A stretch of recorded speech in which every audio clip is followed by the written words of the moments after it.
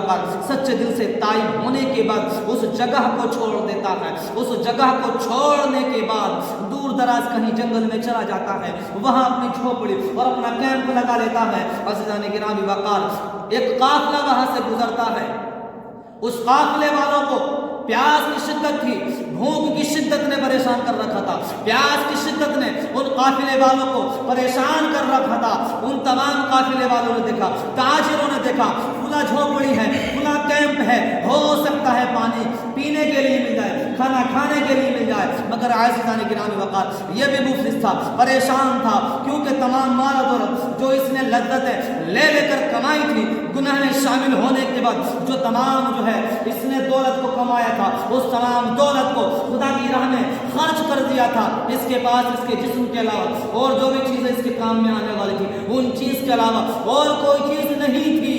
اس کی نگاہ ایک بھینس پر پڑتی ہے، اس بھینس کو اس نے اپنے پاس رکھ لیا تھا۔ عزیزان گرامی وقار وہ قافلے والے آتے ہیں اور کہنے کے بعد سوال کرتے ہیں، بھائی تمہارے پاس پانی ہے یا نہیں؟ عزیزان گرامی وقار اس کے پاس پانی نہیں تھا، مگر اس نے کہا ہاں میرے پاس ایک بھینس ہے، اس کا دودھ نکال کر کے آپ کو پلاؤں گا، آپ کی پیاس ختم ہو جائے گی اور پھر اس کے بعد آپ یہاں سے چلے جانا۔ ہوا یہی عزیزان گرامی وقار، جو اس کے پاس بھینس تھی اس بھینس کو دونے کے بعد اس دودھ کو ان تمام قافلے والوں کو پیش کر دیتا ہے۔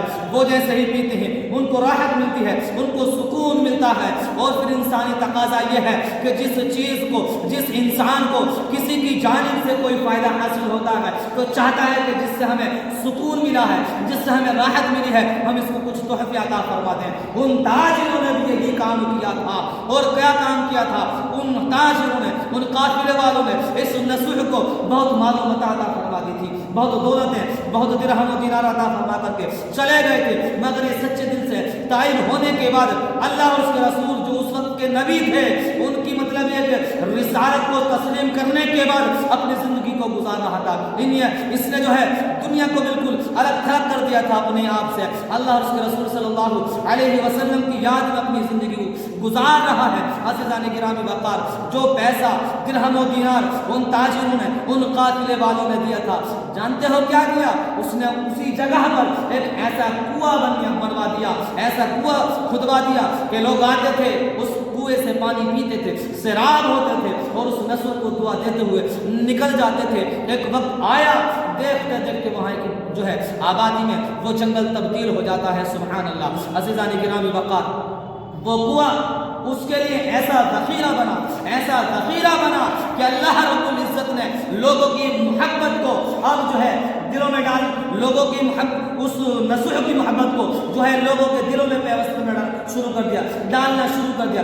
لوگ آتے رہے اور وہاں بسیرا شروع کر دیا۔ ایک دن وہاں پوری مکمل طریقے سے بستی بن چکی تھی۔ جس بادشاہ کے خوف کی وجہ سے، جس کنیز، جس شہزادی کے خوف کی وجہ سے اس جگہ کو چھوڑا تھا، اس بادشاہ کو پتا چلا کہ فلاں بستی میں بڑا نیک اور پرہیزگار رہتا ہے، ایک اللہ والا رہتا ہے۔ اس بادشاہ کے دل میں بات آئی کہ ہمیں اس سے محبت، اس سے ملاقات کرنا چاہیے تاکہ ہم ان کو کچھ تحفے اور تحائف سے نواز سکیں۔ عزیزان گرامی وقار قاصد بھیجا گیا، قاصد جیسے ہی پہنچتا ہے نصح نے جواب دے دیا کہ میں کسی وجہ سے وہاں تک نہیں پہنچ سکتا۔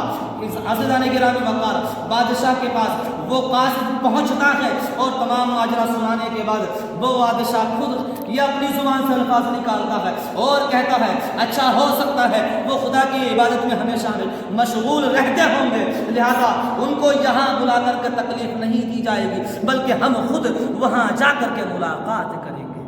سبحان اللہ۔ عزیزان گرامی وقار یہ ہوتا ہے جو بندہ اپنے آپ کو اللہ اور اس کے رسول صلی اللہ علیہ وسلم کے راہ پر ڈال دیتا ہے، اپنی زندگی کو شریعت مطہرہ کے دائرے میں رہ کر کے گزارنا شروع کر دیتا ہے۔ ایک دن آیا کہ بادشاہ نے ارادہ کر لیا اب نصح سے ملاقات کی جائے۔ اب عزیزان گرامی وقار جیسے ہی وہ بادشاہ اپنے ساتھ اپنی رعایا کو لے کر کے نکلتا ہے، راستے میں ہی اس کا انتقال ہو جاتا ہے۔ کیونکہ اس کو پتہ چل چکا تھا کہ آج بادشاہ اگر مجھ سے ملاقات کر لے گا اس کے بعد پھر میرا ہو سکتا ہے راز فاش ہو جائے. خدا کی بارگاہ میں سچے دل سے پھر توبہ کرتا ہے اور خدا کی بارگاہ میں عریضہ پیش کرتا ہے. مولا میں اس بادشاہ سے، اس شہزادی سے ملنا نہیں چاہتا. مولا تبارک و تعالی